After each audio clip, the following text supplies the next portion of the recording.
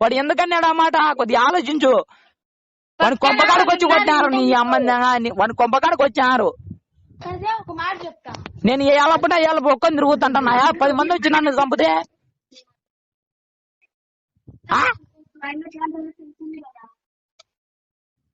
Hello hello నువ్వు మమ్మల్ని లాగొద్దున్నా. కరెక్టే. నేను చెప్పేది అర్థమవుతుందా?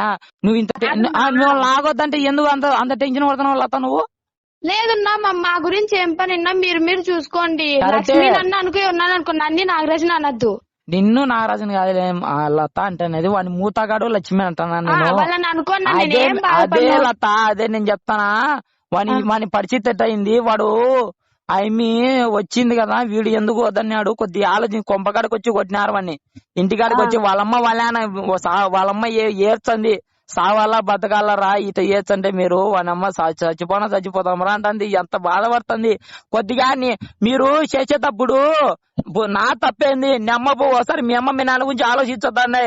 నీ అమ్మ మాదైనా మగ పిల్లల నయాదేం కాదు, మీ ఆడి పిల్లలదే.